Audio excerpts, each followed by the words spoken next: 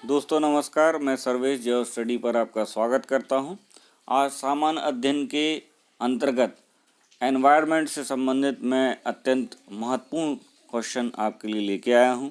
1-1.25 घंटे आप लोग बने रहिएगा मेरे साथ। इससे आपका संपूर्ण पर्यावरण का जो भी आपने पढ़ा है एक तरीके से रिवीजन हो जाएगा।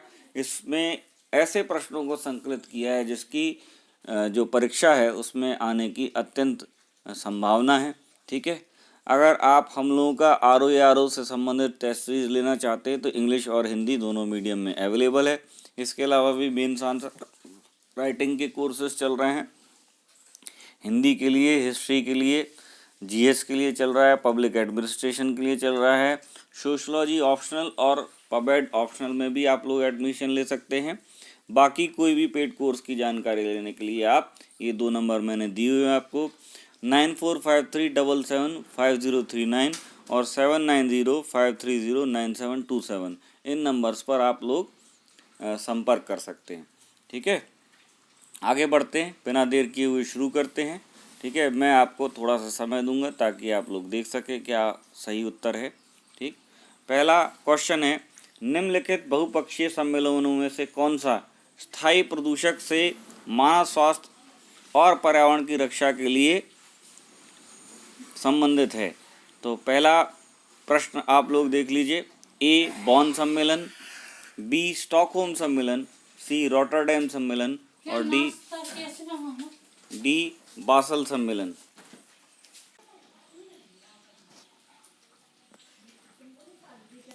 ठीक है, तो इसका सही आंसर है स्टॉकहोम सम्मेलन। स्टॉकहोम सम्मेलन पहला उसका, तो ये इससे संबंधित था। अगला क्वेश्चन बहुत प्यारा है, निम्नलिखित में से कौन सी बीमारी से कोयले की खान में काम करने वाले मजदूरों की उम्र कम हो जाती है और उस बीमारी को ब्लैक लंग्स बीमारी कहा जाता है? ऑप्शन है क्लोम गोला रुग्णता, दूसरा है प्रगतिशील विशाल फाइब्रोसिस, तीसरा है मेसोथेलियोमिया और इनमें से कोई नहीं।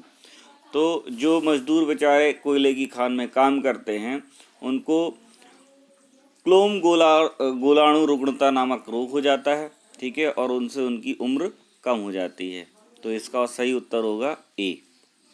अगला है, वन्यजीव संरक्षण क्षेत्र में अदम्य साहस दिखाने वाले को कौन सा पुरस्कार दिया जाता है? ऑप्शन ए इंदिरा गांधी पर्यावरण पुरस्कार, बी मेदिनी पुरस्कार योजना, सी अमृता देवी बिश्नोई पुरस्कार और डी पीताम्बरा पंत राष्ट्रीय पुरस्कार। तो इसका सही आंसर है अमृता देवी बिश्नोई पुरस्कार।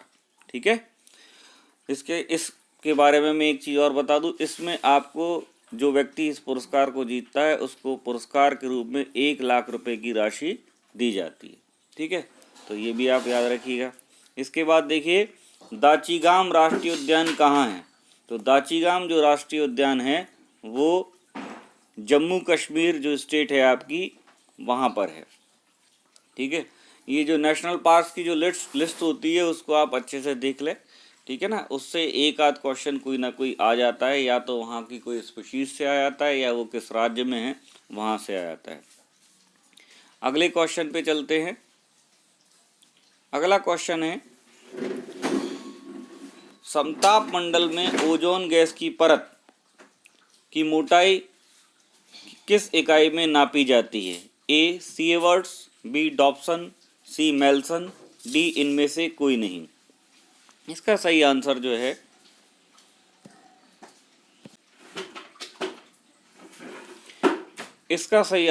है वो है डॉप्सन। ध्यान रखिएगा, डॉप्सन एक वैज्ञानिक या पर्यावरण विज्ञानी थे। उन्होंने समताप मंडल में जो ओजोन होती है उसको नापने के लिए क्रियाविधि और इंस्ट्रूमेंट इजाद किया था। तो उन्हीं के नाम पर इसको जो ओजोन गैस परत की मोटाई है उसकी इकाई का नाम रखा डॉप्सन। अगला है, कार्बन डाइऑक्साइड के उत्सर्जक देशों की सूची किस स्रोत से कार्बन डाइऑक्साइड उत्सर्जन पर आधारित होती है? ऑप्शन ए जीवाश्म ईंधन को जलाना, ऑप्शन बी सीमेंट उद्योग, ऑप्शन सी उपयोग दोनों और डी है इनमें से कोई नहीं। तो इसका सही आंसर है उपयुक्त दोनों, यानी कि जीवाश्म ईंधन का जलाना भी उसमें काउंट किया जाता है और सीमेंट उद्योग भी उसमें काउंट किया जाता है। अगला है, विश्व में सबसे ज़्यादा पाई जाने वाली ग्रीन हाउस गैस कौन सी है? Option A carbon dioxide, B जलवाष्प, सी सल्फर डाइऑक्साइड और डी ओजोन। तो इसमें कई बच्चों को ये आंसर इसका कार्बन डाइऑक्साइड लग रहा होगा, लेकिन सही उत्तर जो है वो है जलवाष्प। ठीक है, आप कह सकते हो जलवाष्प तो जल ही है, लेकिन जब वो वाष्प के रूप में हो गई तो गैस हो गई, और सर्वाधिक उत्तरदायी ग्लोबल वार्मिंग के लिए जो है वो जलवाष्प है। तो इसमें कार्बन डाइऑक्साइड उत्तर आपका नहीं होगा। अगला क्वेश्चन है, कार्टेजेना प्रोटोकॉल किसके सुरक्षित उपयोग, स्थानांतरण और हैंडलिंग के बारे में है? नाभिकीय कचरा, बी आक्रामक विदेशी प्रजातियां, सी संशोधित जीवित जीव और इनमें से कोई नहीं। तो इसका सही उत्तर है संशोधित जीवित जीव। ठीक है, इससे संबंधित था कार्टेजेना प्रोटोकॉल। इसके बारे में अतिरिक्त इन्फॉर्मेशन मैं आपको बता दूं, ये 2003 में हुआ था, 2003 में। ठीक है ना, ये भी मैच करने के लिए आपसे पूछ लेते हैं कौन सा प्रोटोकॉल कब हुआ, या कभी कभार सीधे ही पूछ लेते हैं, तो इसको याद रखिएगा। इसके बाद रेड डाटा बुक किन खतरे में स्थित प्राणियों की लिस्ट देती है? ए जानवर, बी पेड़, सी फंगस या फुंगी, ए केवल एक, बी एक और दो, और सी दो, और डी ये तीनों। तो याद रखिएगा कि ये जो रेड डाटा बुक है वो IUCN एक संस्था है, IUCN, उसके द्वारा जारी की जाती है, और जो खतरे में या संकटापन्न प्राणी हैं उनको ये उसमें दर्शाती है। इसके अलावा जो विलुप्त हो चुके प्राणी हैं उनको दर्शाया जाता है इसमें। जो जिन पर आसन्न खतरा यानी भविष्य में खतरा होता है उनको दर्शाया जाता है इसमें। अलग अलग कैटेगराइज होता है इसमें, अलग अलग कलर से इनको दिखाया जाता है। जिन प्राणियों पर खतरा है अभी जो है उसको रेड कलर से दिखाया जाता है, तो अलग अलग कलर से उसको दिखाया जाता है। तो इसका सही आंसर जो है वो है ये तीनों। ठीक है, अगला क्वेश्चन है, जैव विविधता हॉटस्पॉट, बायोडायवर्सिटी हॉटस्पॉट के रूप में घोषित होने के लिए क्या लक्षण हैं? देखिए, ये तो कई बार पूछ लिए कि भारत में कितने जैव विविधता हॉटस्पॉट हैं, ये तो आपको अब तक रट गया होगा। ठीक है ना, बायोडायवर्सिटी हॉटस्पॉट्स इन इंडिया, तो 4 जो अलग अलग हैं, तो ये तो आपको याद हो गया होगा। लेकिन अब ये भविष्य का प्रश्न हो सकता है कि क्या इसके लिए नॉर्म्स हैं, क्या मानक हैं। तो पहला देखिए, एक, इस क्षेत्र में कम से कम 0.5% या विनाशकारी पौधों की 1500 प्रजातियों की स्थानिक प्रजातियों के रूप में होना चाहिए। स्थानिक माने देशज, यानी कि उसी देश में उत्पन्न। 2 तरीके के होते हैं, देशज और विदेशज। जैसे अगर हम अपने देश में यूकोलिप्टस को देखें तो यूकोलिप्टस भारत का अपना नहीं है। पहली बात तो पर्यावरण के लिए खतरा होता है, ये पर्यावरण का शत्रु माना जाता है। दूसरा, ये भारत का भी पौधा नहीं है, विदेश से आया था। बैम्बू, लंबी लंबी लकड़ी के लिए अंग्रेज लेके आए थे इसको भारत में। ठीक है, इस क्षेत्र को अपनी प्राथमिक वनस्पति का कम से कम 70% नष्ट करना चाहिए। नष्ट करना नहीं चाहिए, नष्ट हो जाता है, टाइपिंग मिस्टेक है। ठीक है, नष्ट हो गया तो तब इसको क्या करते हैं, बायोडायवर्सिटी हॉटस्पॉट का दर्जा दे दिया है। एक वैज्ञानिक थे जिनका नाम था नॉर्मन मायर्स। उन्होंने इस तरीके को, जो विश्व भर में ऐसे स्थल थे, उनका बायोडायवर्सिटी हॉटस्पॉट के रूप में संकलन किया था।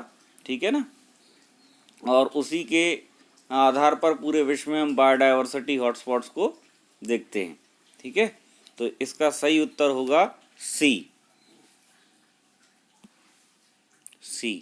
ये दोनों। अगला है, निम्नलिखित में से कौन सा प्रोटोकॉल उसके मुद्दे से संबंधित नहीं है? 1987 का मॉन्ट्रियल प्रोटोकॉल, ओजोन क्षयकारी पदार्थ, 1979 का बॉन सम्मेलन, प्रवासी प्रजातियों के संरक्षण से संबंधित, 1989 का बासेल सम्मेलन, ट्रांस बाउंड्री आंदोलन, पारगमन, हैंडलिंग और रहने वाले संशोधित जीवों का उपयोग का विनियमन, 1998 का रॉटरडैम सम्मेलन, कुछ खतरनाक रसायन और कीटनाशकों और अंतर्राष्ट्रीय व्यापार में सहमति। ठीक है, तो ये 4 ऑप्शन आपके सामने हैं, आपको बताना है कि इनमें से कौन सा आंसर सही होगा। तो इसका सही उत्तर है सी,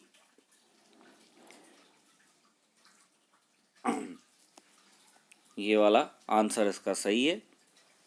ट्रांसबाउंडरी आंदोलन, पारगमन, हैंडलिंग और रहने वाले जीव जंतु हैं वो इसके अंतर्गत नहीं होते हैं। ठीक है ना, ये गलत मिला हुआ है। बासेल कन्वेंशन, जिसको नॉर्मली बासेल के रूप में की कन्वेंशन, अंतर्राष्ट्रीय संधि के रूप में आता है, ये खतरनाक कचरे को कम करने के लिए डिज़ाइन किया गया था और विशेष रूप से खतरनाक हस्तांतरण को रोकने के लिए इसको बनाया गया था। फिर अगला क्वेश्चन है,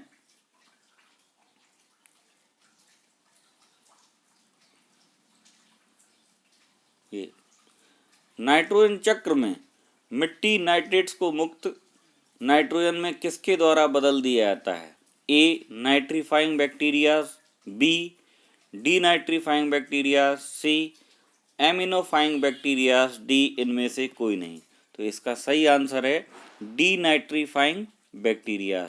आपको मैं बता दूं, जो पेड़ पौधे होते हैं वो वायुमंडल में जो नाइट्रोजन की मात्रा है, जैसे आपको पता होगा कि सर्वाधिक मात्रा में पाई जाने वाली गैस नाइट्रोजन है, इसका परसेंटेज 78% है, पर पेड़ पौधे इस वायुमंडल की नाइट्रोजन को सीधे नहीं ग्रहण कर सकते हैं।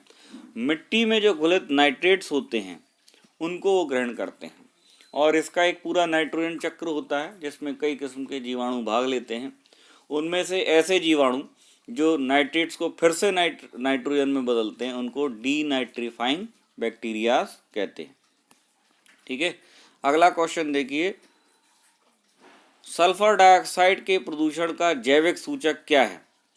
अगर सल्फर डाइऑक्साइड का प्रदूषण हो रहा है तो जैविक रूप से आप उसको कैसे जान सकते हो? ए काई, बी धुआं, सी ब्राओफाइटा और डी इनमें से कोई नहीं।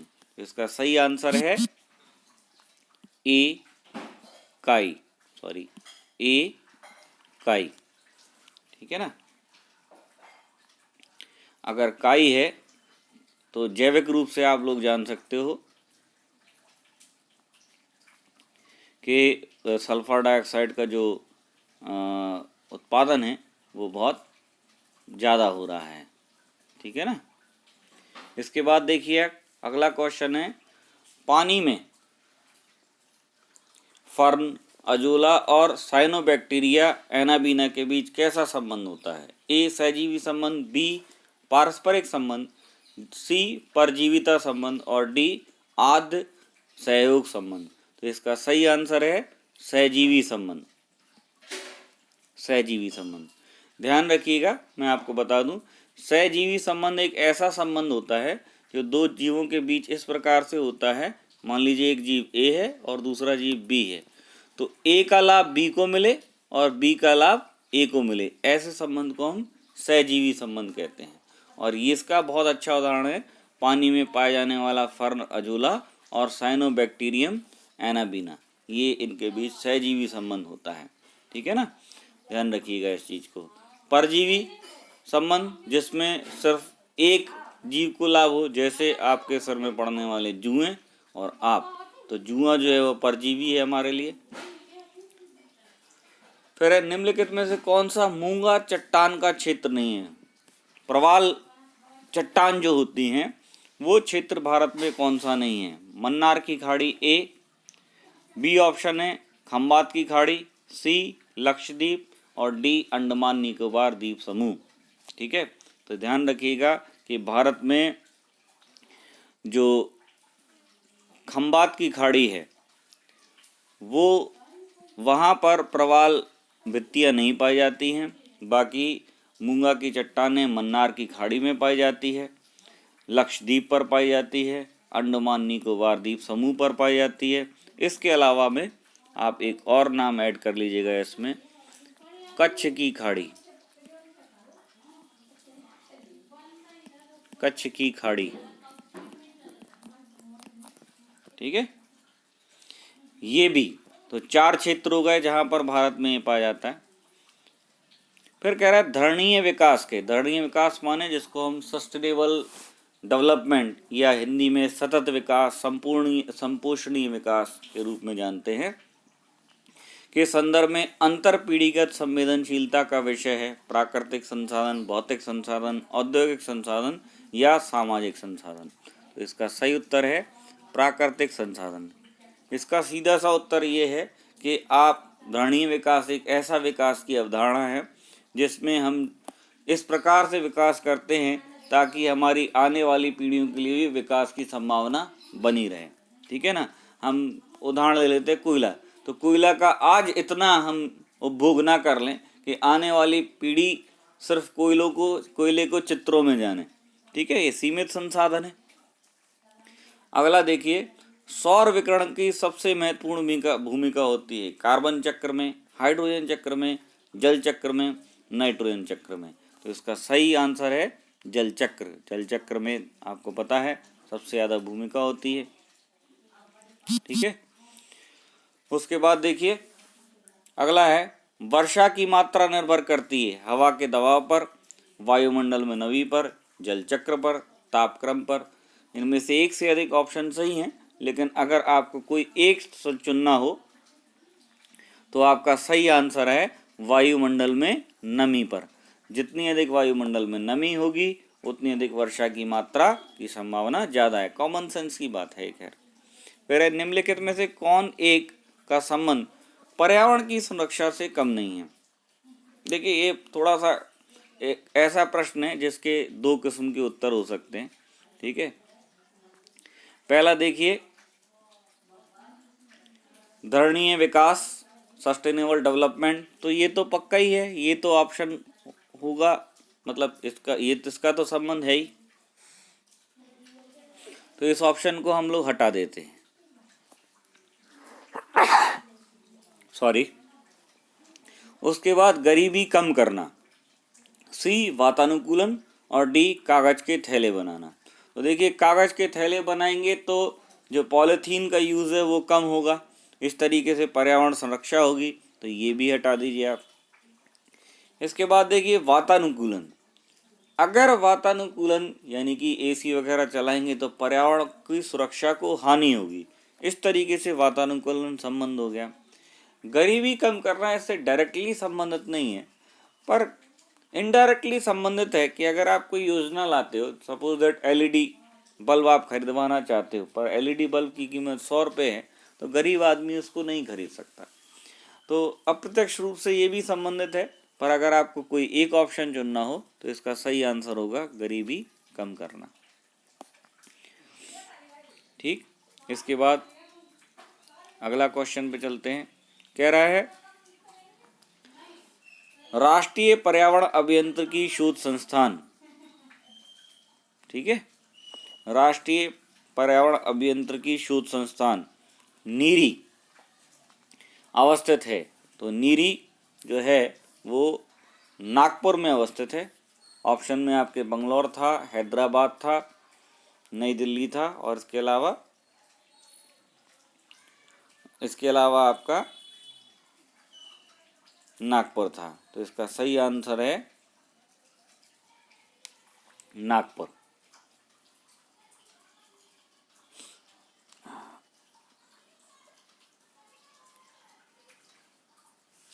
जी मैं इसको कर देता हूँ हाईलाइट। इसके बाद देखिए वन्य जीव अभयारण्य और राष्ट्रीय उद्यान के बीच क्या अंतर है और इसके संबंध में निम्नलिखित उस पर ध्यान दीजिए। देखिए पहला ऑप्शन है कुछ गतिविधियों जैसे पशुधन को चराना अभयारण्य में नियंत्रित किया जाता है और राष्ट्रीय उद्यानों में निषिद्ध है। पहला ऑप्शन हो गया, ठीक है। दूसरा है राष्ट्रीय उद्यान किसी विशेष प्रजाति के लिए बनाया जाता है, जबकि वन्यजीव अभयारण्य मुख्य रूप से किसी विशेष प्रजाति पर केंद्रित नहीं होता। तो देखिए दूसरा ऑप्शन गलत है। नेशनल पार्क्स में रिस्ट्रिक्शन थोड़े ज़्यादा बढ़ जाते हैं, लेकिन ये भी पूरे उसको नियंत्रित करता है, मतलब सभी को सुरक्षा प्रदान करता है। ठीक है ना, ये इसका आंसर हो गया। इसके बाद देखिए अगला, तो इसका सही उत्तर होगा क्या, केवल एक।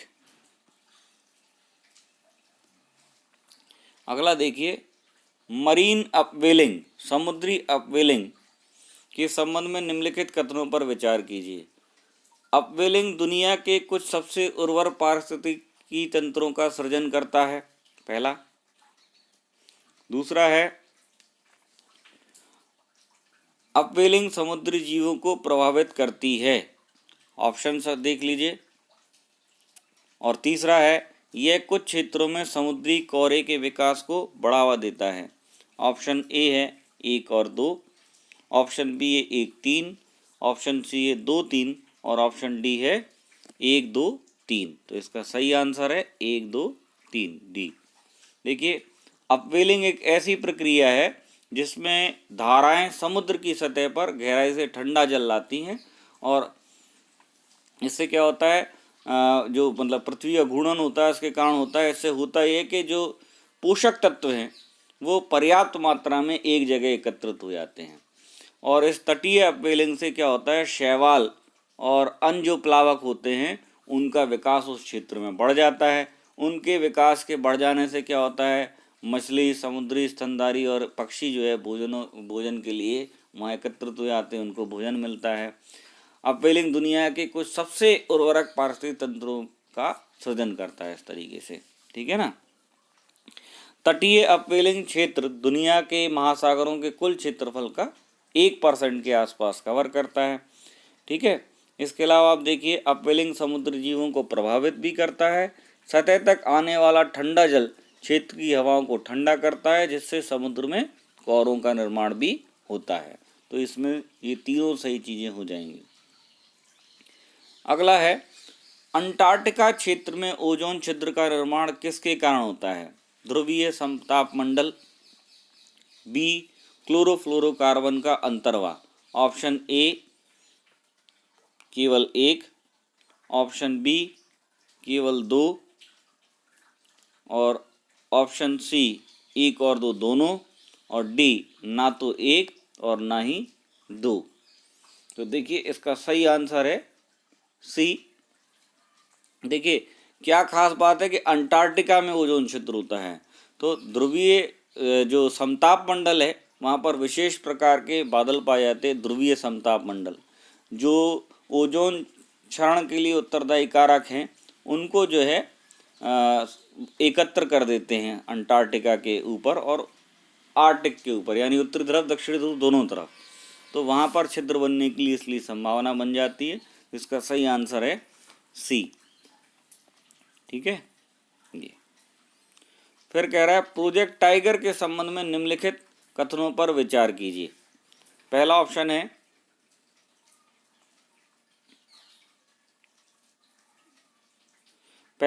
है, वन संरक्षण अधिनियम 1980 के तहत प्रोजेक्ट टाइगर को शुरू किया गया। ठीक। तो दूसरा है, प्रोजेक्ट टाइगर को राष्ट्रीय बाघ संरक्षण प्राधिकरण द्वारा प्रशासित किया जाता है। यह परियोजना रणथंभौर राष्ट्रीय उद्यान से शुरू की गई थी। तो अगर आप थोड़ा भी इस विषय में जानते होगे तो आपको एक बात समझ में आएगी कि जो वन संरक्षण अधिनियम 1980 में बना, जबकि प्रोजेक्ट टाइगर जो है वो 1973 में ही आ गया था। ठीक है ना। इस परियोजना का उद्देश्य जो हमारे यहाँ जो बंगाल टाइगर है उसको उसके प्राकृतिक आवास में उसकी आबादी को बढ़ाना था। ठीक है। और उसके संरक्षण के लिए जो है राष्ट्रीय बाघ संरक्षण प्राधिकरण को लेके आया गया। इसके अलावा इसमें आप ये जानिए कि इसकी जो शुरुआत की गई थी वो Jim Corbett national park Uttarakhand से हुई थी। उस समय ये उत्तर प्रदेश में होता था। तो इसका आंसर ये हो जाएगा। अगला देखिए, नेक्स्ट क्वेश्चन है, क्वेश्चन छूट गया नहीं, अगला है, निम्नलिखित में से कौन बायोगैस का मुख्य घटक है? ए मीथेन और हाइड्रोजन, बी मीथेन और हाइड्रोजन सल्फाइड, सी मीथेन और कार्बन डाइऑक्साइड, और डी मीथेन और नाइट्रोजन। ठीक है, अच्छे से आप लोग देख लीजिए। तो बायोगैस का जो मुख्य संरक्षण तत्व हैं वो इसमें मीथेन और कार्बन डाइऑक्साइड ये होता है मुख्यतः, ठीक है ना, और थोड़ी मात्रा में ऑक्सीजन भी होती है। अगला देखिए, ग्लोबल टाइगर इनिशिएटिव GTI के संबंध में निम्नलिखित कथनों पर विचार कीजिए। ग्लोबल टाइगर इनिशिएटिव जंगली बाघों को विलुप्त होने से बचाने के लिए मिलकर काम करने के उद्देश्य से सरकारों, अंतर्राष्ट्रीय संगठनों,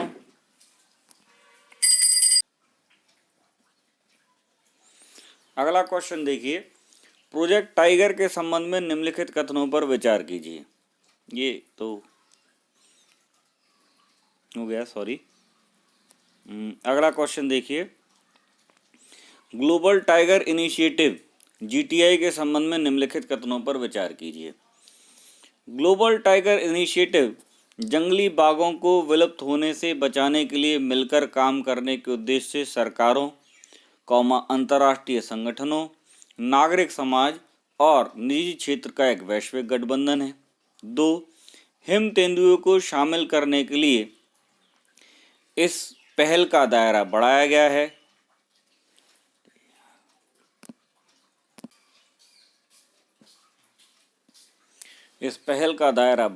है। यूनेप पहल के संस्थापक भागीदारों में से एक है। ठीक है, तो ये क्वेश्चन आपके सामने है कि इनमें से कौन कौन से सही हैं। तो इनका सही उत्तर है 1 और 2।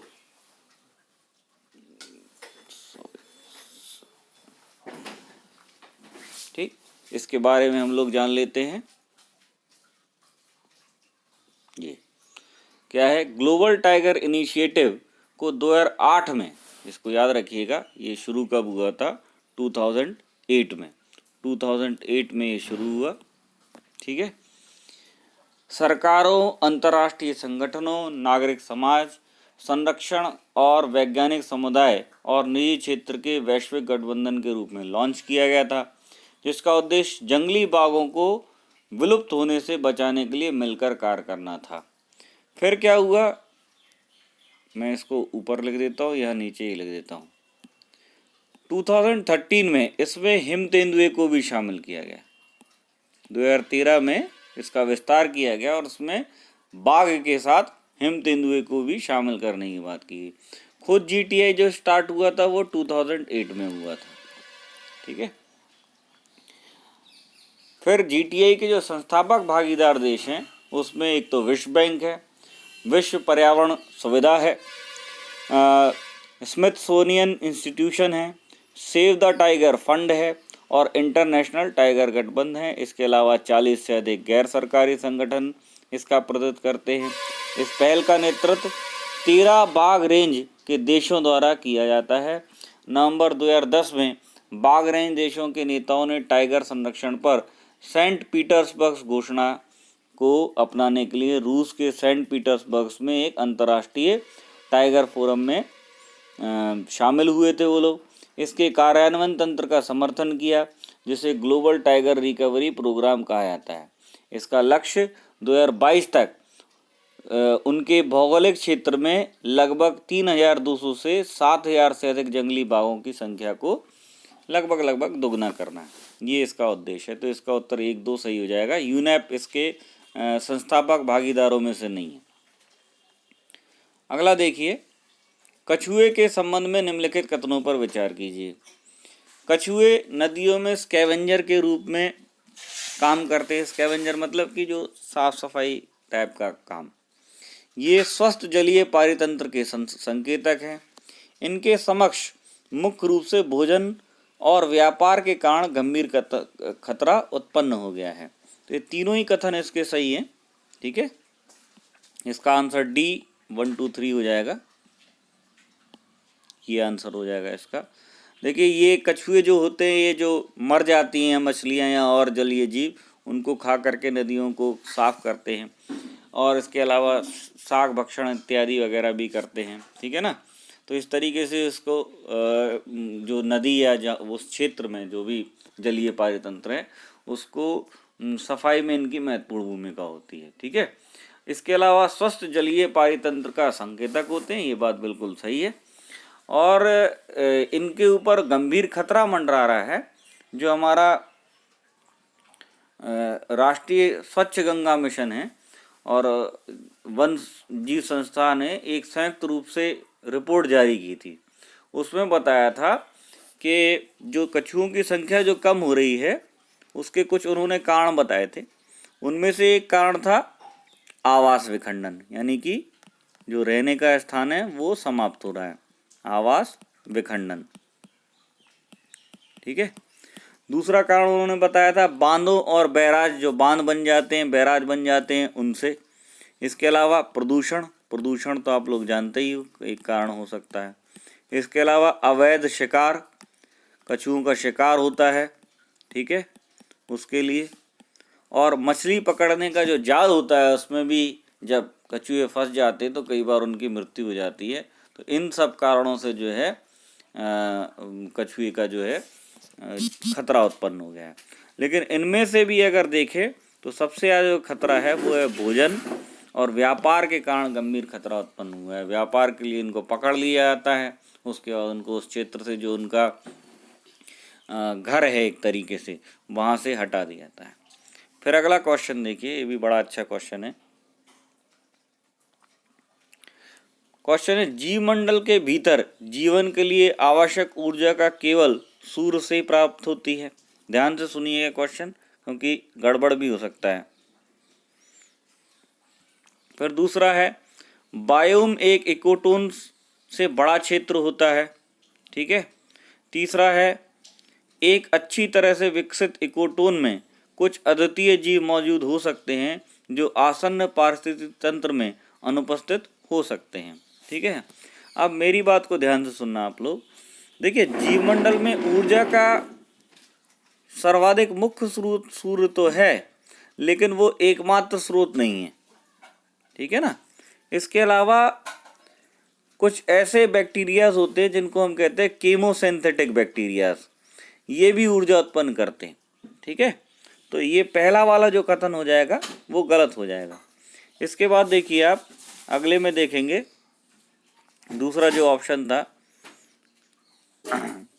इकोटोन दो या दो से अधिक विविध जो पारिस्थितिक तंत्र के बीच संक्रमण क्षेत्र होता है, इसको समझिए आप इकोटोन क्या है, ठीक है। और इसमें अद्वितीय जीव मौजूद हो सकते हैं, इसको भी याद रखिएगा आप लोग, जो आसन्न पारिस्थितिक तंत्र में अनुपस्थित हो सकते हैं। तो और बायोम एक इकोटोन से बड़ा क्षेत्र है, ये भी सही है। तो इसका सही उत्तर हो जाएगा क्या आपका 2 और 3, ठीक है ना। ये फिर है यहाँ तक कि जब पृथ्वी सूर्य के सबसे निकट होती है तब भी बढ़े हुए सौर सूर्य तप का प्रभाव पृथ्वी पर बड़े पैमाने पर महसूस नहीं होता। इसका कारण क्या है, ठीक है। ऑप्शन दिए हुए हैं आपके सामने। ए महासागरीय धाराओं का संचलन, बी व्यापारिक पवनों के माध्यम से ऊष्मा का पुनर्वितरण, और आपके सामने जो कूट है वो दिए हुए हैं इस तरीके से, ए केवल 1, बी केवल 2, सी 1 2 दोनों, डी ना तो 1 ना ही 2, ठीक है। तो इसका उत्तर सी है, ये दोनों ही कारण हैं जिसकी वजह से ऐसा होता है, ठीक है। अगला है एक ग्रीन हाउस कांच से निर्मित होता है। इस कांच की विशेषताएं हैं, ये आने वाले लघु तरंग दैर्घ्य के लिए पारदर्शी होता है और दीर्घ तरंग दैर्घ्य के विकिरण के लिए अपारदर्शी होता है, ठीक है। ऑप्शन बी है ये आने वाले लघु दैर्घ्य विकिरण के लिए अपारदर्शी होता है, दीर्घ तरंग दैर्घ्य विकिरण के लिए पारदर्शी होता है। सी है आने वाले दीर्घ तरंगदैर्घ्य विकिरण के लिए पारदर्शी और परावर्तित लघु तरंगदैर्घ्य के लिए अपारदर्शी होता है। डी है, यह आने वाले दीर्घ तरंगदैर्घ्य विकिरण के लिए अपारदर्शी होता है और परावर्तित लघु तरंगदैर्घ्य विकिरण के लिए पारदर्शी होता है। तो इसका सही उत्तर ए है। ठीक है, इसको मैं थोड़ा सा एक चित्र बना के आपको समझा भी देता हूँ क्या होता है। कांच घर, जहाँ पर धूप कम होती है, भारत जैसे देशों में तो इसका उपयोग कम होता है, हिमालयी क्षेत्र में यहाँ पर धूप की गर्माहट कम है, वहाँ के छोड़ दे। मान लीजिए ये एक ग्रीन हाउस घर है, ठीक है, तो ये जो छोटी छोटी आपकी लघु तरंगदैर्घ्य है उसको तो प्रवेश देता है, लेकिन फिर जो पार्थिव विकिरण होता है, टेरेस्ट्रियल रेडिएशन, जो दीर्घ तरंग होती है, उसको बाहर नहीं निकलने देता। ठीक है, इस तरीके से जो हीट होती है वो इस ग्रीन हाउस गैस में बंद होकर के रह जाती है। ये इसका कंसेप्ट है। इसका सही उत्तर ए हो जाएगा। अगला देखिए, अगला क्वेश्चन क्या है। कार्बन क्रेडिट के संबंध में निम्नलिखित कथनों पर विचार कीजिए।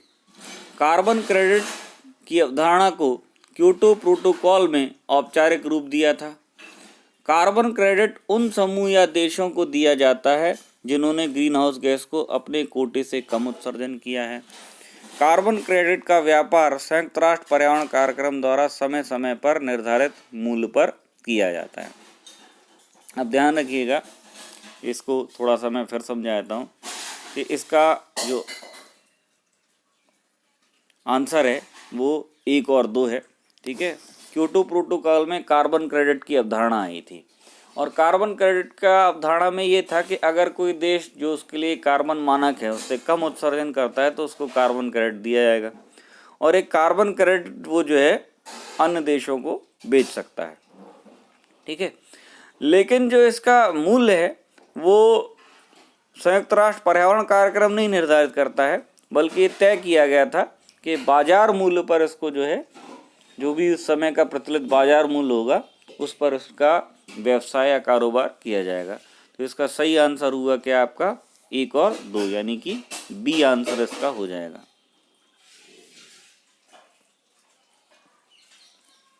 अगला है, बीज रहित फलों का उत्पादन किसके द्वारा किया जाता है। पौधे पर खनिज घोल का छिड़काव, बी फूलों पर हार्मोन का छिड़काव, सी रेडियोधर्मी तत्वों वाले उर्वरक का प्रयोग, डी फलों पर ट्रेस तत्व लगाना। ठीक है, इसका सही उत्तर है बी। ठीक है, फूलों पर हार्मोन का छिड़काव। फूलों पर ऑक्सिन जैसे जो हार्मोन होता है, ऑक्सिन जैसे वृद्धि हार्मोनों का छिड़काव करने से बीज रहित फल प्राप्त होते हैं। निषेचन से पहले अंडाशय फल में परिवर्तित होता है। ध्यान रखिए, जो फल होते हैं सामान्यतः जिनको हम फल कहते हैं वो अंडाशय होते हैं। ठीक है ना, और ये ऐसे होते हैं जिनका निषेचन नहीं होता है, फल में बीज विकसित नहीं हो पाता है। ठीक है, तो इसका आंसर हो गया बी। अगला है, पन्ना टाइगर रिजर्व के संबंध में निम्नलिखित कथनों पर विचार कीजिए। पन्ना टाइगर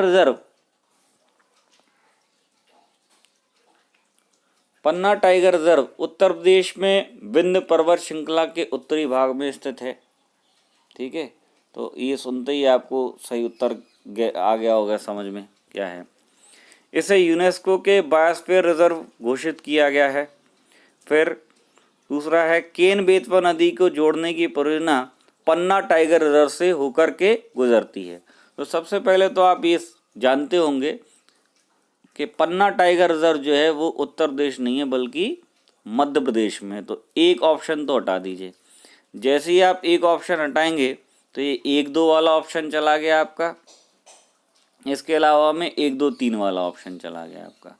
अब 2 और 3 है आपके पास, तो इसको यूनेस्को के जो बायोस्फीयर रिजर्व कार्यक्रम है उसमें घोषित कर दिया गया है। तो दूसरा सही है, तो दूसरा और तीसरा ऑप्शन इसका सही हो जाएगा, यानी कि इसका सही उत्तर होगा सी। ये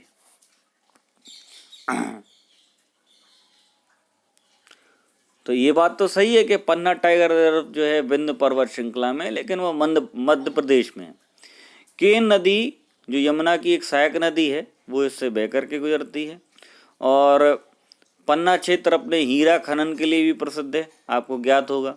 केन बेतवा नदी को जोड़ने की परियोजना टाइगर रिजर्व के भीतर से होकर के गुजरती है और इसको पन्ना टाइगर रिजर्व को मान्यता प्रदान की थी यूनेस्को ने, मैन एंड बायोस्फीयर रिजर्व जो कार्यक्रम है उसके अंतर्गत। अगला क्वेश्चन है,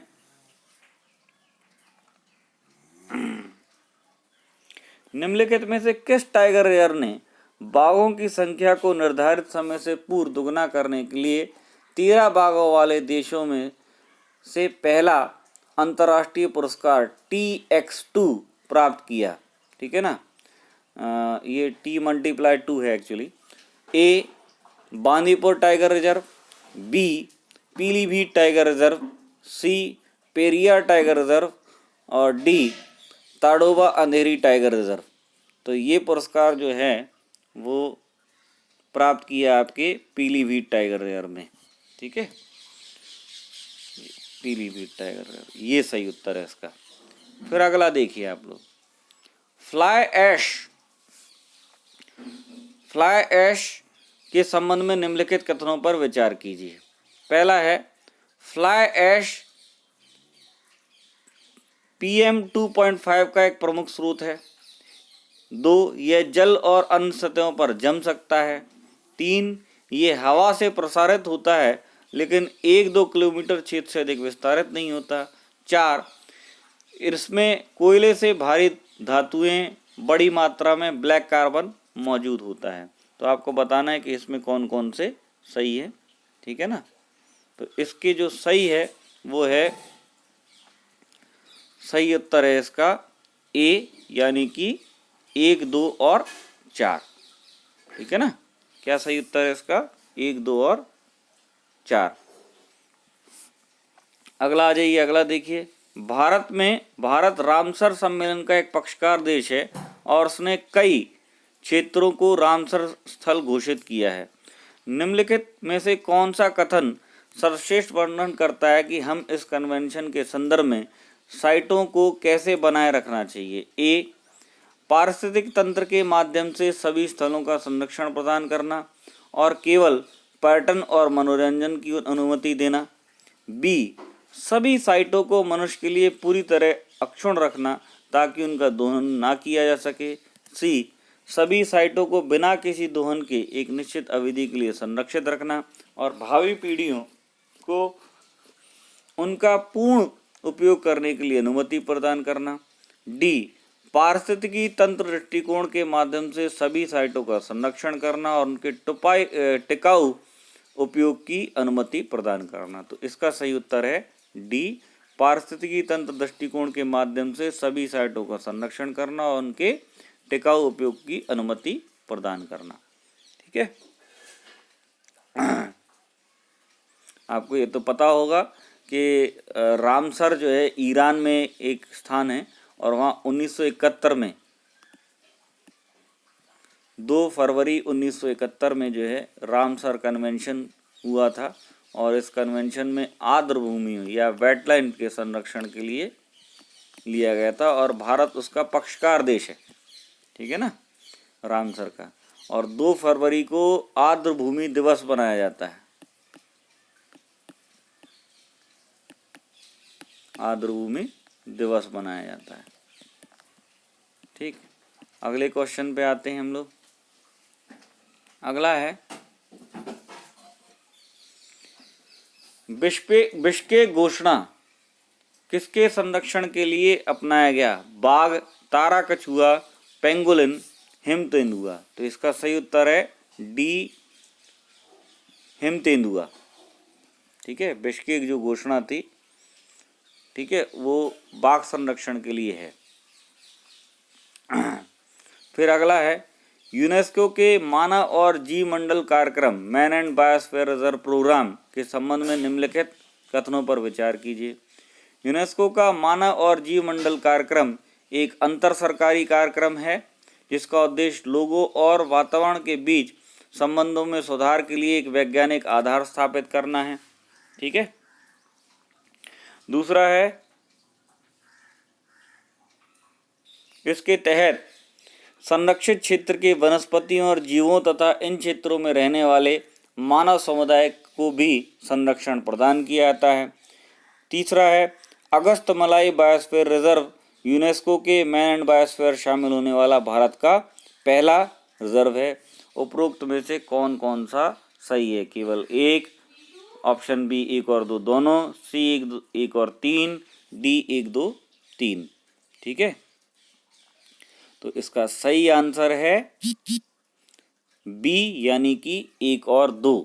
ठीक है ना, तीसरा इसमें से स्टेटमेंट गलत है। इसके बारे में थोड़ा जान लेते हैं। यूनेस्को का मनुष्य और जीवमंडल कार्यक्रम मैन एंड बायोस्फीयर प्रोग्राम का विचार यूनेस्को द्वारा 1974 में दिया गया था। 19 और उसके बाद जो है जब ये प्रारंभ हुआ तो अंतर सरकारी वैज्ञानिक कार्यक्रम है जिसका उद्देश्य लोगों और उनके वातावरण के बीच संबंधों में सुधार के लिए एक वैज्ञानिक आधार स्थापित करना था। मैन एंड बायोस्फीयर प्रोग्राम जो है प्राकृतिक और सामाजिक विज्ञान, अर्थशास्त्र और शिक्षा को परस्पर जोड़ता है ताकि मानव आजीविका में सुधार हो सके और लाभों का समान बंटवारा हो सके, प्राकृतिक प्रबंधन, पारिस्थितिकी की रक्षा हो सके। ध्यान रखने वाली बात है कि यूनेस्को के man and biosphere reserve programme में शामिल होने वाला पहला भारत का बायोस्फीयर रिजर्व जो था वो नीलगिरी बायोस्फीयर रिजर्व था। इसको आप याद रखिएगा। इसमें अगस्तमलाई बायोस्फीयर रिजर्व नहीं था बल्कि आपका नीलगिरी बायोस्फीयर रिजर्व था, जिसको 2000 में MAB में शामिल किया गया था। ठीक है, तो ये भी आपको एक फैक्ट प्राप्त हुआ। अगला है समष्टि परस्पर क्रिया पॉपुलेशन इंटरैक्शन के संबंध में निम्नलिखित कथनों पर विचार कीजिए। ठीक है, पहला है प्रतियोगिता आम की शाखा पर एपीफाइट के रूप में उगने वाला एक आर्किड है। 2, परभक्षणा गौरैया द्वारा किसी भी बीज का भक्षण करना। 3, लाइकेन एक कवक और साइनोबैक्टीरिया के बीच एक पारस्परिक संबंध का प्रतिनिधित्व करते हैं। उपरोक्त में से कौन से सही है? तो इसका सही उत्तर होगा सी। इसमें पहला नहीं है सही बल्कि 2 और 3 सही है। अगला चलिए, निम्नलिखित कथनों पर विचार कीजिए। प्रत्येक पोषी स्तर पर जीव अपनी ऊर्जा मांगों के लिए निम्न पोषी स्तर के जीवों पर निर्भर करते हैं। 2, प्रत्येक पोषी स्तर पर एक निश्चित समय पर जीवित सामग्री का एक निश्चित द्रव्यमान होता है जिसे स्टैंडिंग क्रॉप कहते हैं। इनमें से कौन कौन सा सही है? तो इसमें आपके दोनों कथन सही हैं, पहला भी सही है दूसरा भी सही है। तो इसको समझिएगा, अनुक्रमिक पोषक स्तर पर ऊर्जा की मात्रा घटती जाती है। आपने लिंडमैन का नियम सुना होगा। लिंडमैन ने 10% का नियम दिया था कि प्रत्येक पोषक स्तर पर केवल 10% ऊर्जा की मात्रा ही पहुंचेगी। ठीक है ना। जब कोई जीव मर जाता है तो वह अपघटक या मृत बायोमास में परिवर्तित हो जाता है जो डीकम्पोजर के लिए ऊर्जा स्रोत के रूप में कार्य करता है। प्रत्येक पोषी स्तर पर जीव अपनी ऊर्जा मांगों के लिए निम्न पोषी स्तर पर निर्भर जीवों पर निर्भर करते हैं। प्रत्येक पोषी स्तर में एक निश्चित समय पर जीवित सामग्री का एक निश्चित द्रव्यमान होता है जिसे स्टैंडिंग क्रॉप कहते हैं। स्टैंडिंग क्रॉप को जीवित जीवों के द्रव्यमान बायोमास या एक इकाई क्षेत्र में संख्या के रूप में मापा जाता है। ठीक है, अगला क्वेश्चन देखते हैं। अच्छा क्वेश्चन है, यहाँ से आपको अलग से भी क्वेश्चन मिल सकते हैं। पहला है जैव विविधता हॉटस्पॉट केवल उष्णकटिबंधीय क्षेत्र में स्थित है।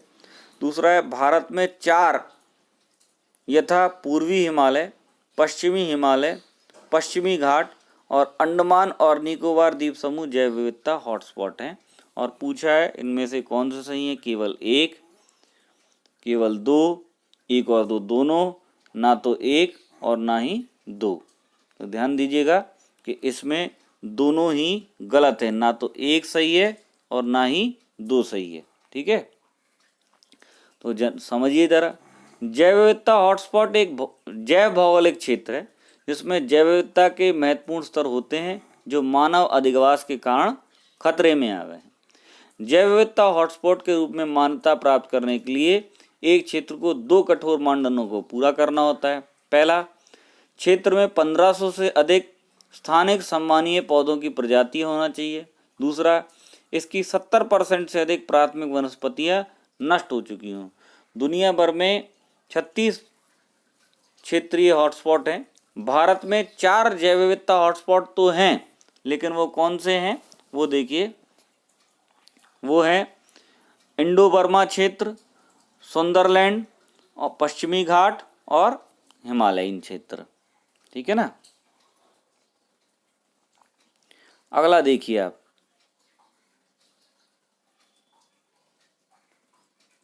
अधिकांश मरुस्थलीय पौधे रात के समय खिलते हैं क्योंकि रेगिस्तानी कीट दिन के समय फूलों का भक्षण कर लेते हैं। 2, फूल खिलना निम्न तापमान द्वारा नियंत्रित होता है। 3, रेगिस्तानी कीट रात्रि के समय सक्रिय होते हैं। डी, ये चंद्रमा की स्थिति के प्रति संवेदनशील हैं। तो इसका सही उत्तर है रेगिस्तानी कीट जो होते हैं वो रात्रि के समय सक्रिय होते हैं इसलिए। देखिए, मरुस्थलीय परिस्थितियों में पौधों और जानवरों की अधिकांश गतिविधियां रात्रि के समय संचालित होती हैं क्योंकि दिन के समय तापमान बहुत अधिक होता है। मरुस्थलीय कीट स्वयं सक्रिय हो जाते हैं रात्रि में और फूलों को परागित करते हैं, इसलिए कीटों को आकर्षित करने के लिए ज़्यादातर रेगिस्तानी जो पौधे होते हैं वो रात्रि में खिलते हैं। अगला है ग्रेट इंडियन बस्टर्ड्स के संबंध में निम्नलिखित कथनों पर विचार कीजिए। ग्रेट इंडियन बस्टर्ड अक्सर काले हिरण निवास स्थान में पाया जाता है। पहला, ठीक है। फिर है, ये भारतीय वन्यजीव संरक्षण अधिनियम 1972 की अनुसूची 1 में सूचीबद्ध है। 3, पर्यावरण और वन मंत्रालय के वन्यजीव आवासों के एकीकृत विकास के तहत पुनर्प्राप्ति कार्यक्रम के लिए प्रयासों में से एक के रूप में इसकी पहचान की गई है। तो ये तीनों ही कथन आपके सही हैं, तो इसका सही उत्तर होगा डी। ठीक है। इसके बाद देखिए, बायो रेमेडिएशन टेक्निक्स, जैव उपचार तकनीकों के संबंध में निम्नलिखित पर विचार कीजिए। बायोस्पर्जिंग भूजल ऑक्सीजन सांद्रता बढ़ाने और दूषित पदार्थों के जैविक क्षरण की दर को बढ़ाने के लिए वाटर टेबल के नीचे दाब पर हवा को इंजेक्ट करना। 2, बायो वेटिंग दूषित मिट्टी या जल के उपचार के लिए प्राकृतिक माइक्रोबियल उपभेदों के समूह को इंजेक्ट करना। ठीक है। 3, बायो ऑगमेंटेशन मौजूदा मिट्टी में सूक्ष्म जीवों को ऑक्सीजन प्रदान करने के किसी भी एरोबिकली डिग्रेडेबल यौगिकों के बायोडिग्रेडेशन को प्रोत्साहित करना। उपरोक्त में से कौन सा सही है? केवल 1 और 2 दोनों, 1 और 3, 1, 2, 3। ठीक है। तो इसका सही आंसर है केवल 1। ठीक है। तो इसका आंसर हो जाएगा 44 का ए। अगला है, एक जीव द्वारा आंतरिक वातावरण को बनाए रखने के संबंध में निम्नलिखित कथनों पर विचार कीजिए। रेगुलेट उच्चतर पौधे अपनी चयापचय गतिविधि को कम करते हैं और सुप्त अवस्था की स्थिति में चले जाते हैं। कन्फर्म जानवरों और लगभग सभी पौधों की अत्यधिक आबादी एक निरंतर आंतरिक वातावरण बनाए रख सकती है और परिवेश के तापमान के साथ उनके शरीर का तापमान बदल जाता है। ठीक है। अगला है, सस्पेंड कुछ जीव शारीरिक और व्यवहारिक तरीकों से होमोस्टेसिस को बनाए रखने में सक्षम होते हैं। ठीक है ना। तो आपको बताना है कि इसमें कौन कौन से कथन सही हैं। कि ए 1 और 2, बी केवल 2, सी 2 और 3 और डी 1 और 3। तो इसका सही उत्तर जो है वो है केवल 2। ठीक है। इसके बाद अगला देखिए,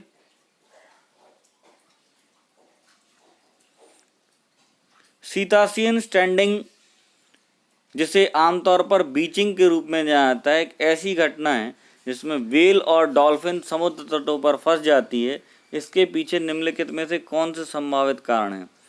जल के तापमान में परिवर्तन, व्हेल के इकोलोकेशन में अनियमितताएं, 3 चुंबकीय परिवर्तन, 4 तटों के बहुत निकट शिकार करना। ठीक है, तो इनमें से कौन से हैं जो इसके लिए उत्तरदायी हैं? तो इसका सही उत्तर है सभी, यानी कि 1 2 3 4। अगला देखिए, निम्नलिखित में से कौन सी गैस यौगिक ग्रीन हाउस प्रभाव में सबसे बड़ा योगदान करता है?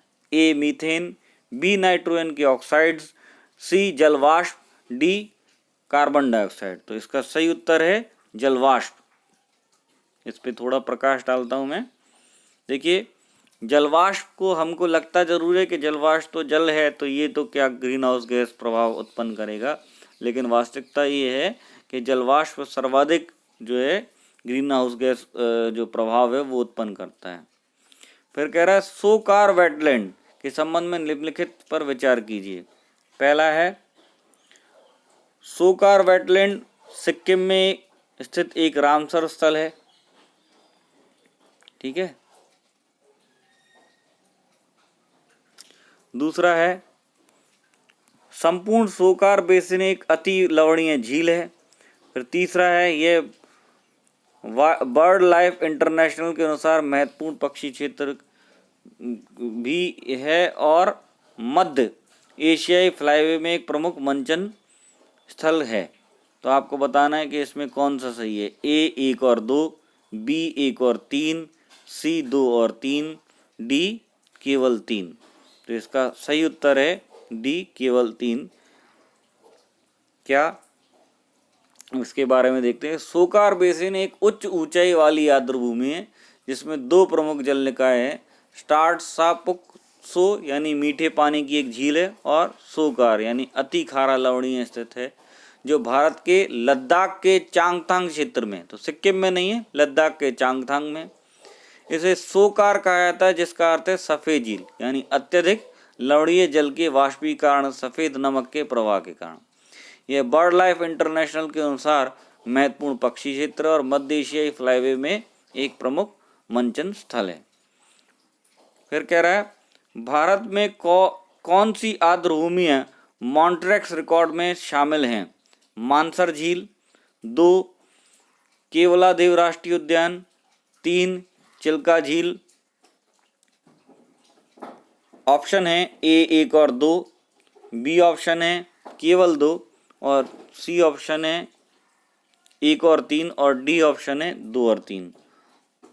तो इनमें से सही उत्तर आपका जो है वो है केवल 2, यानी कि बी ऑप्शन। देखिए, मॉन्ट्रेक्स रिकॉर्ड ऐसा रिकॉर्ड होता है, इसमें आर्द्रभूमियों की वो कैटेगरी रखी जाती है जिसका मानव हस्तक्षेप के कारण बहुत अधिक नुकसान हुआ है। ठीक है ना। तो वर्तमान में केवलादेव राष्ट्रीय उद्यान और लोकटक झील मणिपुर ये इसमें शामिल हैं। चिल्का झील ओडिशा पहले इसमें शामिल थी, लेकिन फिर बाद में इसको सुरक्षित कर लिया गया और अब जो है ये उसमें सम्मिलित नहीं है। ठीक है, तो इसका सही उत्तर आपको पता चल गया। अगले प्रश्न में चलते हैं। मोबाइल फ़ोन से उत्पन्न ई कचरे में कौन सा तत्व होता है? A copper, B zinc, C iron, D lead. ठीक है, तो कॉपर ई कचरे में कौन सा तत्व पाया जाता है? तो क्या होगा इसमें? इसमें कॉपर पाया जाता है बेसिकली। ठीक है, उसके बाद देखिए, पारिस्थितिकी तंत्र की संकल्पना किसने दी थी? जी टेलर, ई हटिंगटन। ठीक है, फिर इसके बाद है DRT स्टोटार्ट और टॉन्सले। तो पारिस्थितिकी तंत्र की जो संकल्पना थी वो AG टॉन्सले ने दी थी, डी। और 1935 में, ध्यान रखिएगा, 1935 में AG टॉन्सले नाम के एक पर्यावरणविद थे, AG टॉन्सले। उन्होंने इसको प्रस्तावित किया था या इसके बारे में संकल्पना प्रस्तुत की थी। ठीक है। और पारिस्थितिक तंत्र क्या होता है? भौतिक तंत्रों का एक विशेष प्रकार होता है जिसकी रचना अजैविक और जैविक घटकों से होती है। अगला देखिए, निम्न में से कौन सा पारिस्थितिक तंत्र के विषय में सही नहीं है? देखो, यह जैविक और अजैविक दोनों संगठनों से युक्त होता है। बी, इसकी अपनी स्वयं की उत्पादकता होती है। सी, यह एक बंद तंत्र होता है। डी, यह प्राकृतिक संसाधन तंत्र होता है। तो इसमें जो गलत है, पूछ रहा है कि गलत कौन सा है, तो ये बंद तंत्र नहीं होता है, बल्कि एक ये खुला तंत्र होता है। ध्यान रखिएगा, खुला तंत्र होता है।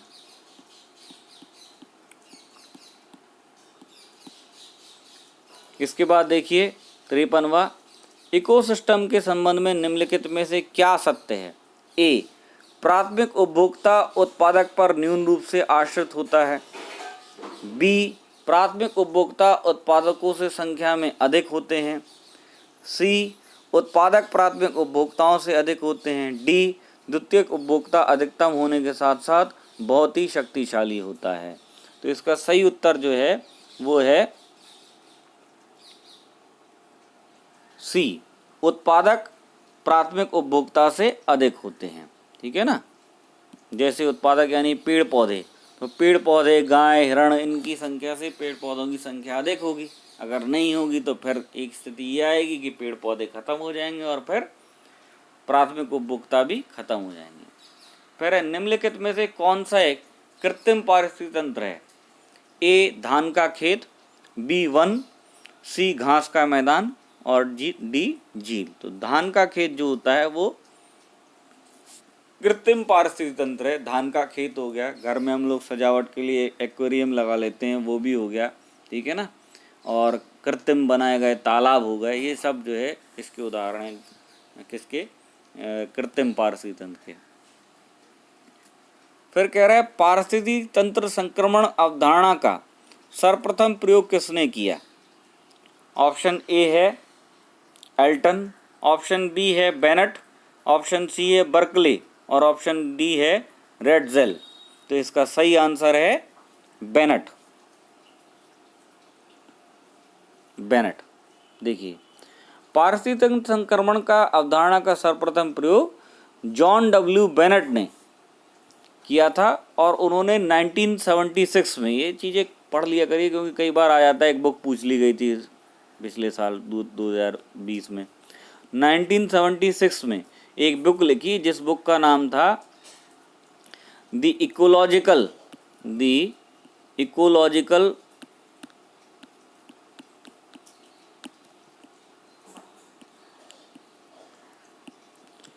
ट्रांजिशन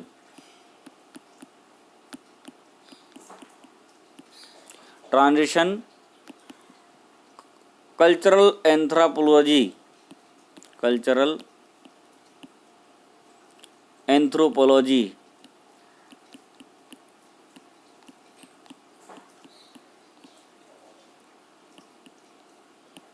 ठीक है, एंड ह्यूमन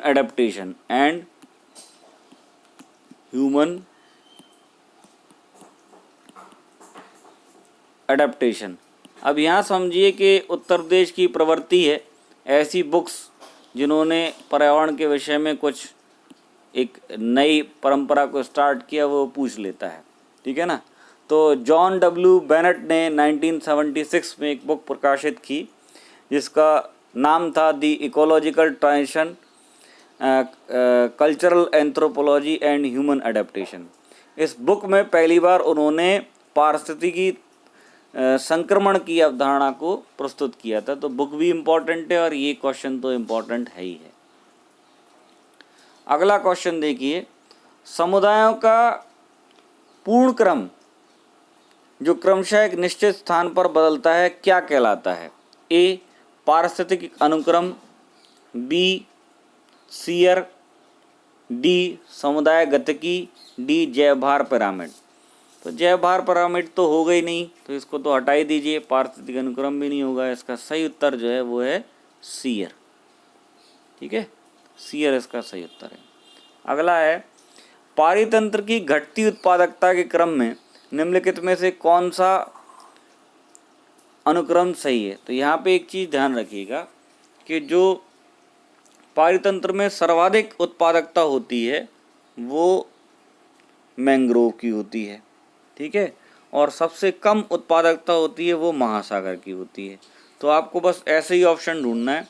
देखिए सी ऑप्शन में है, ये आ गया आपका मैंग्रोव सर्वाधिक उत्पादकता और महासागर सबसे कम उत्पादकता, और ये घास स्थल और झील इसके बीच में हो गए। क्रम लगाने को आ सकता है तो पूरे ऑप्शन से याद कर लीजिएगा ये आप लोग। उसके बाद देखिए निम्नलिखित में से कौन से भौगोलिक क्षेत्र में जैव विविधता के लिए संकट हो सकते हैं? वैश्विक तापन, आवास का विखंडन, विदेशी जाति का संक्रमण, शाकाहार का प्रोत्साहन। तो अब कॉमन सेंस की बात है कि शाकाहार का प्रोत्साहन तो इसमें हो नहीं सकता, तो इसका मतलब इसके उत्तर सी नहीं हो सकता और डी नहीं हो सकता। तो अब बचा 1 2 3 और 2 3। तो वैश्विक तापन भी उत्तरदायी है, आवास का विखंडन भी उत्तरदायी है, विदेशी जाति का संक्रमण भी उत्तरदायी है। इसका मतलब इसका उत्तर हो गया ए। 1 2 3 58 हो गया। अगला क्वेश्चन देखिए 59। निम्नलिखित में से किनमें प्रवाल भित्तियां हैं? 1 अंडमान और निकोबार द्वीप समूह, 2 कच्छ की खाड़ी, 3 मन्नार की खाड़ी, 4 सुंदरबन। ठीक है, तो पूछ रहा है कि आपकी जो प्रवाल भित्तियां हैं वो कहाँ कहाँ हैं। ठीक है, तो हमारे देश में जो प्रवाल भित्तियां हैं उनके जो मुख्य क्षेत्र है वो कौन कौन है? देखिए पहला एक तो आप अंडमान निकोबार द्वीप समूह हो ही गया, दूसरा आप हुआ आपका लक्षद्वीप, ठीक है, और तीसरा हुआ कच्छ की खाड़ी और चौथा हुआ मन्नार की खाड़ी। ये 4 क्षेत्र हैं, ठीक है ना। तो इसमें से अब फिर इसका मतलब कौन नहीं हुआ? सुंदरबन नहीं हुआ। तो आपका सही उत्तर क्या हो जाएगा? 1 2 3, ये उत्तर सही हो जाएगा आपका। फिर कह रहा है निम्नलिखित कृषि पद्धतियों पर विचार कीजिए। समोच्च बांध, अनुपद सस्यन, शून्य जुताई। वैश्विक जलवायु परिवर्तन के संदर्भ में से कौन सा से मृदा में कार्बन प्रच्छादन संग्रहण में सहायक हैं? 1 और 2, बी केवल 3, सी 1 2 3 और डी इनमें से कोई नहीं। तो इसका सही आंसर है 1 2 और 3। ठीक है, फिर है निम्नलिखित कथनों में से कौन सा CDM मतलब क्लीन डेवलपमेंट मैकेनिज्म के लिए सत्य नहीं है? ये हरित गैस के उत्सर्जन को नियंत्रित करता है, बी ये ग्लोबीय तापकरण को कम करता है, सी क्योटो प्रोटोकॉल ने इसके सतत विकास के आकलन के लिए सुझाव दिया है, और डी ये विकसित देशों को विकासशील देशों की परियोजनाओं में पूंजी लगाने को निषेध करता है। तो पूछ रहा है कौन सा सही नहीं है? तो डी इसमें सही नहीं है, ऐसा कोई प्रतिबंध नहीं है। विकसित देश विकासशील देशों में प्रतिबंध लगाएं, यही इसका जोर है क्लीन डेवलपमेंट मैकेनिज्म का। ठीक है, तो डी ऑप्शन गलत हो जाएगा। निम्नलिखित में से किसमें ओजोन परत की सर्वाधिक सांद्रता होती है? ऑप्शन ए ट्रोपोस्फीयर यानी क्षोभमंडल, फिर मेसोस्फीयर यानी मध्यमंडल, फिर स्ट्रेटोस्फीयर यानी समताप मंडल, फिर एक्सोस्फीयर। तो सही उत्तर इसका है वो है स्ट्रेटोस्फीयर। आपको पता है वहाँ पर समताप मंडल में लगभग 18 से 36 किलोमीटर में इसकी सांद्रता काफ़ी होती है, बाकी और ज़्यादा भी होती है। कोई दरोगा जी नहीं बैठे कि बस इसके बाहर नहीं हो सकता। तो सही उत्तर स्ट्रेटोस्फीयर है। फिर देखिए अगला, निम्नलिखित में से कौन सा युग्म सुमेलित नहीं है? ए प्रथम विश्व जलवायु सम्मेलन 1979, बी प्रथम पृथ्वी शिखर सम्मेलन एजेंडा 21, फिर प्रथम शिखर सम्मेलन +5 1997, फिर कार्बन व्यापार मॉन्ट्रियल प्रोटोकॉल।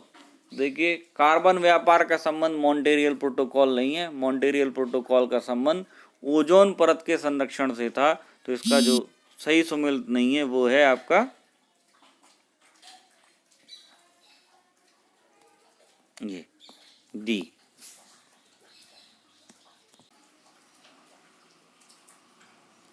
अगला देखिए, मानव गतिविधियों को प्रत्यक्ष या अप्रत्यक्ष आलम्बन प्रदान करने में उत्पन्न ग्रीन हाउस गैसों की कुल मात्रा को क्या कहते हैं?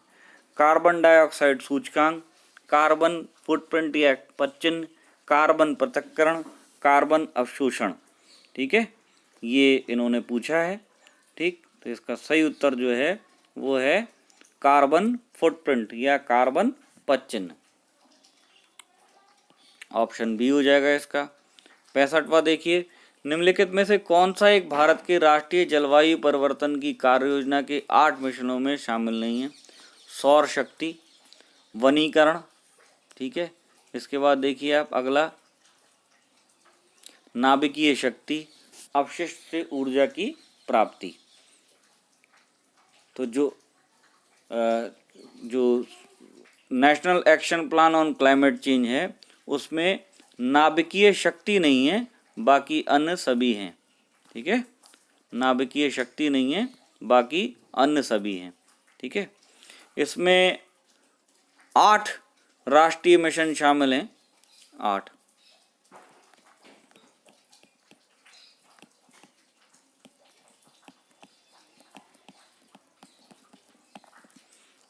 ठीक है, इसमें सौर शक्ति, वनीकरण तथा अपशिष्ट ऊर्जा परिवर्तन। ठीक है, इसके लिए था तो राष्ट्रीय सौर मिशन है, राष्ट्रीय हिमालयी प्रणाली परीक्षण मिशन, राष्ट्रीय सतत पर्यावरण मिशन, ये सारे हैं, पर इसमें ये नहीं है। ऊर्जा संकट से क्या तात्पर्य है? ए, जल विद्युत की कमी, बी, कुपोषण के कारण शरीर में ऊर्जा का ह्रास, सी, तापीय ऊर्जा की कमी, डी, कोयले से तथा पेट्रोल जैसे जीवाश्म ईंधन के समाप्त होने का खतरा। तो इसमें से कौन सा सही है आपको बताना है, तो डी। ठीक है ना, इसका सही उत्तर है डी। ऊर्जा संकट की स्थिति है कि कोयले तथा पेट्रोल जैसे जीवाश्म ईंधन का जो है समाप्त होने का खतरा जो है वो क्या कहलाता है, ऊर्जा संकट के रूप में पहचाना गया है। भारत में निम्नलिखित में से कौन सा नवीकरणीय ऊर्जा स्रोत का सर्वाधिक संभाव्यता है? तो आपको ये तो उत्तर बहुत आसानी से आ गया होगा कि इसमें सौर शक्ति जो है भारत में इसकी बहुत संभावना है। ठीक है ना, इसलिए पेरिस में 2015 में ISA इंटरनेशनल सोलर अलायंस बनाया था और राष्ट्रीय सौर मिशन भी भारत में है। इसके बाद देखिए 68वां, जैव ईंधन के संबंध में निम्नलिखित में से कौन सा सत्य नहीं है? जैव ईंधन पारिस्थितिक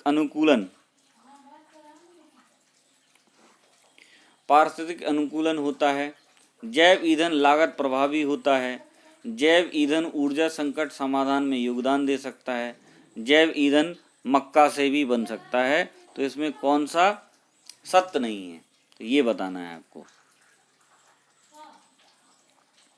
तो इसमें बी सही नहीं है। अभी जो हमारे पास प्रौद्योगिकियां हैं उनमें जैव ईंधन लागत प्रभावी नहीं हो पा रहा है, मतलब इसके उत्पादन में काफ़ी खर्च होता है, तो इसलिए ये ठीक नहीं है, बाकी सारी चीज़ें ठीक हैं। अगला है, निम्नलिखित में से कौन सी बायोडीजल की एक फसल है? गन्ना, कपास, जेट्रोफा, आलू। तो इसका सही उत्तर है जेट्रोफा, जिसे रतन जोत के नाम से भी जाना जाता है। अगला है, सामान्य स्थितियों में वातावरण में प्रदूषण उत्पन्न करने वाली गैस कौन सी है? कार्बन मोनोऑक्साइड, कार्बन डाइऑक्साइड, उसके बाद नाइट्रोजन और ऑक्सीजन। तो देखिए इसका सही उत्तर है कार्बन मोनोऑक्साइड। ठीक है, ये इसका सही उत्तर है। नाइट्रोजन, ऑक्सीजन और कार्बन डाइऑक्साइड सामान्यतः प्रदूषक नहीं होती है। निम्नलिखित में से कौन एक द्वितीयक प्रदूषक नहीं है? ठीक है, सेकेंडरी पॉल्यूटेंट कौन सा नहीं है इसमें से? तो ऑप्शन ए है PAN, दूसरा है सल्फर डाइऑक्साइड, तीसरा है स्मॉग और चौथा है ओजोन। तो सही उत्तर इसका है ओजोन। ओजोन जो है एक मिनट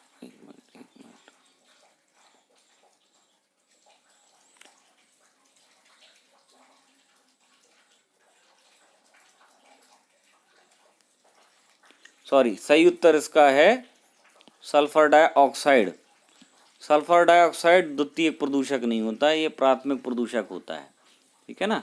बाकी PAN यानी कि पैरासिटिल नाइट्रेट, ये ओजोन तथा स्मॉग, ये जो हैं वो क्या हैं, द्वितीयक प्रदूषक हैं। फिर है फ्लाई ऐश, एक प्रदूषक दहन उत्पाद है जो प्राप्त होता है जलाने से, कोल को, चारकोल को, डीजल मिट्टी के तेल को, CNG को। इनमें से किससे प्राप्त होता है फ्लाई ऐश?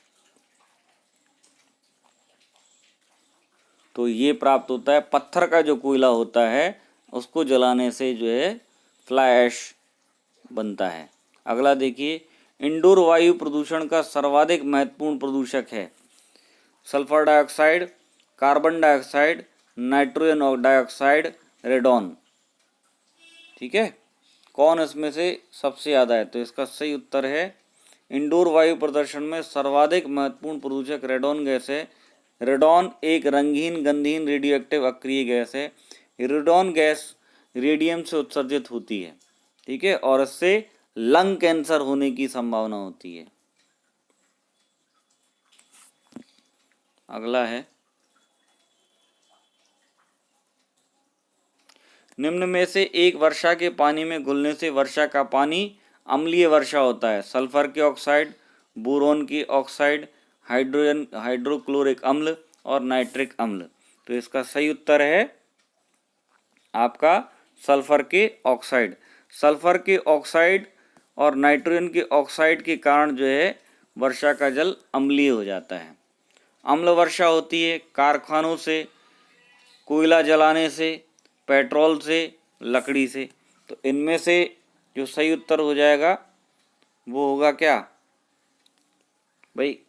कारखानों में कोयला वगैरह सब जलता है तो उसमें तो है ही है, लेकिन अब कुछ कारखाने ऐसे होते हैं जहाँ पर ऊर्जा की मान लीजिए ज़रूरत नहीं है, तो फिर कोयला जलाने से इसका, और पेट्रोल, जिनसे भी इस तरीके की गतिविधि होती है, जो नाइट्रोजन के ऑक्साइड्स निकलें और सल्फर के ऑक्साइड निकलें, वो अम्ल वर्षा के लिए उत्तरदायी होते हैं।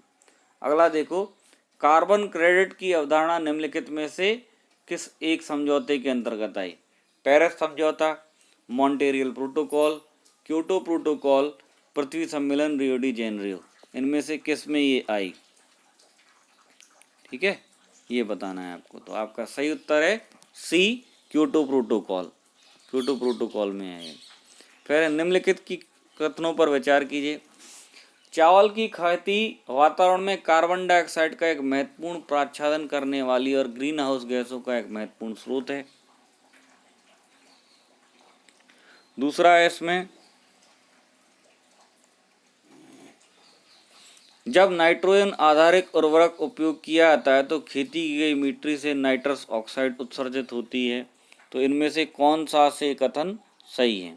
ध्यान रखिएगा, ना तो एक सही है और ना ही दो सही हैं इसमें, ठीक है, क्योंकि चावल की खेती के दौरान मीथेन उत्पन्न होता है, ठीक है, कार्बन डाइऑक्साइड नहीं। जैव विविधता शब्द के संबंध में निम्नलिखित कथनों पर विचार कीजिए। बायोडाइवर्सिटी की बात हो रही है। कह रहा है, जैव विविधता शब्द को समाजशास्त्री एडवर्ड विल्सन ने लोकप्रिय बनाया। प्रजाति विविधता का अर्थ है कि एक प्रजाति अपनी वितरण सीमा पर आनुवंशिक स्तर पर उच्च विविधता प्रदर्शित कर सकती है। तो इसमें आपका सही उत्तर है ए, केवल एक। ठीक, उसके बाद अगला क्वेश्चन है, कम्युनिटी के संबंध में निम्नलिखित कथनों पर विचार कीजिए। ये आमतौर पर एक ही प्रजाति के जीवों का एक समूह है जो विशिष्ट समय के दौरान एक परिभाषित क्षेत्र में वृद्धि करते हैं। ज़्यादातर मामलों में समुदाय का नाम प्रमुख पौधों के प्रजातियों के नाम पर रखा गया है। ठीक है, तो आपको बताना है केवल एक सही है, केवल दो सही है, एक और दो दोनों सही है, या ना तो एक सही है ना ही दो सही है। तो इसका सही उत्तर है बी, केवल दो। अगला क्वेश्चन है, संख्या पिरामिड नंबर के संबंध में निम्नलिखित कथनों पर विचार कीजिए। ये विभिन्न स्तरों के प्राथमिक उत्पादकों और उपभोक्ताओं की संख्याओं के बीच संबंध को दर्शाता है। तालाब का पारितंत्र में संख्या पिरामिड उल्टा पाया जाता है।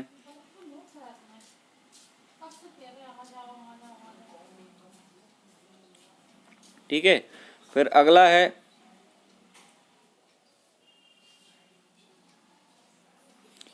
संख्या पिरामिड इस तथ्य को ध्यान नहीं रखता कि प्रत्येक पोषण स्तर में जीवों का आकार की गणना की जा रही है। तो इसका सही उत्तर है सी।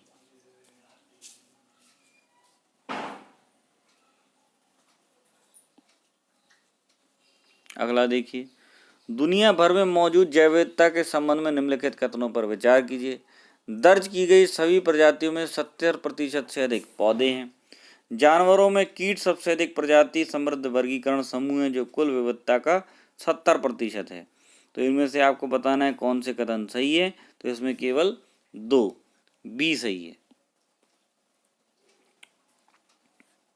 अगला देखो, निम्नलिखित में से कौन एक्सी2 बहिर्स्थानीय संरक्षण विधियां हैं?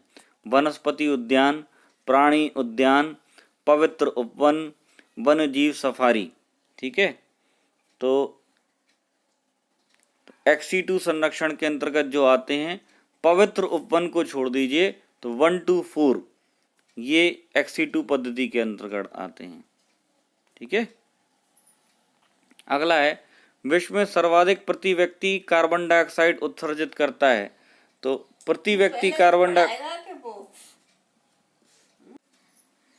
तो इसका सही उत्तर जो है वो है कतर।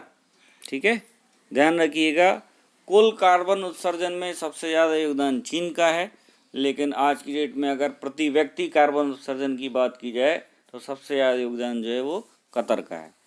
फिर निम्नलिखित ग्रीन हाउस गैसों कौन सी ग्रीन हाउस गैस नहीं है? Methane, nitrous oxide, sulphur dioxide, carbon monoxide. ठीक है, तो इनमें से कौन सी जो है ग्रीन हाउस गैस नहीं है? तो इसका सही आंसर है कार्बन मोनोऑक्साइड, ये जो है ग्रीन हाउस गैस नहीं है। अगला देखिए, निम्नलिखित कथनों में से कौन सा गलत है? फोटोकेमिकल धुंध में हमेशा ओजोन होता है। दूसरा दिया हुआ है आपका बी, कार्बन मोनोऑक्साइड का जहरीला प्रभाव ऑक्सीजन की तुलना में हीमोग्लोबिन के लिए अधिक से अधिक आकर्षक है। सी, लेड ऑटोमोबाइल निकास का सबसे खतरनाक धातु प्रदूषक है। डी, इनमें से कोई नहीं। ठीक है, ये बताना है। तो ये सभी सत्य हैं और इसलिए इसका उत्तर जो हो जाएगा वो डी हो जाएगा। फिर कह रहा है, निम्नलिखित प्रोटोकॉल में से कौन सा एक्सेस और बेनिफिटिंग शेयर्स एबीएस तंत्र से संबंधित है? Kyoto protocol, B, Nagoya protocol, C, Montreal protocol और डी, जिनेवा प्रोटोकॉल। तो इसका सही आंसर है नगोया प्रोटोकॉल। ठीक है, 29 अक्टूबर 2010 को हस्ताक्षरित हुआ था। फिर है GRIHA मानक किससे संबंधित है? जल मानक, पर्यावरण मानक, आर्किटेक्चर मानक, इनमें से कोई नहीं। तो ये एक पर्यावरण मानक होता है। अगला है, कामिंग एलिफेंट रिजर्व और देवमाली एलिफेंट रिजर्व किस प्रदेश में है? ए, अरुणाचल प्रदेश, बी, असम, सी, मणिपुर, डी, मेघालय। तो इसका सही उत्तर है ए, अरुणाचल प्रदेश। फिर है, निम्नलिखित में से जैविक उर्वरक कौन सा है? राइजोबियम, एजिटोबैक्टर, उसके बाद ये सहजीवी संबंध, उपरोक्त सभी। तो इसका सही उत्तर है उपरोक्त सभी। ये सभी जो हैं ये जैविक उर्वरक की खेती के लिए काम में आती हैं।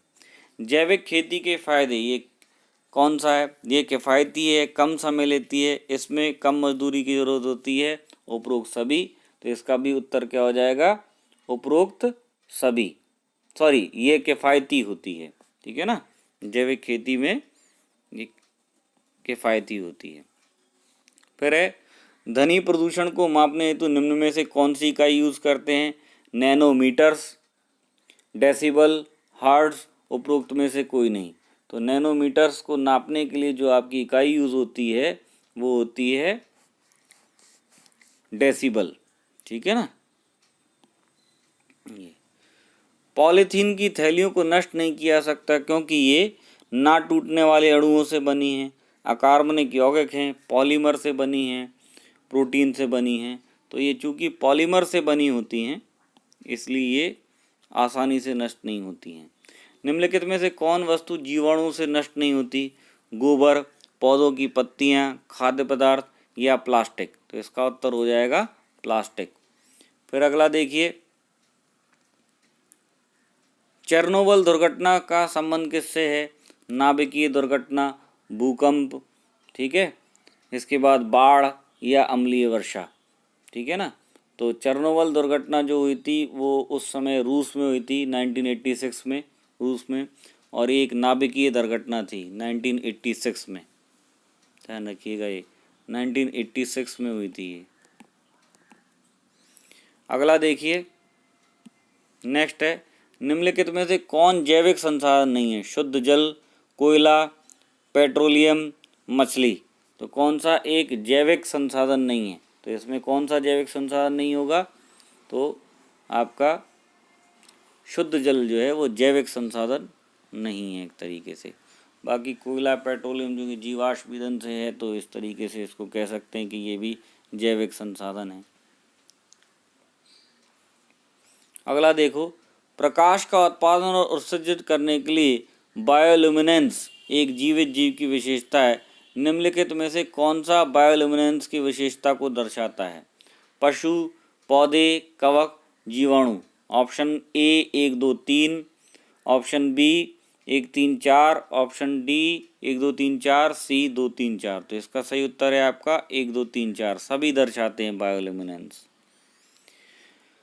परजीवीवाद के बारे में निम्नलिखित कथनों पर विचार कीजिए। परजीवीवाद तब होता है जब दो जीव आपस में अंतरक्रिया करते हैं लेकिन जहां एक लाभान्वित होता है और दूसरे को नुकसान होता है।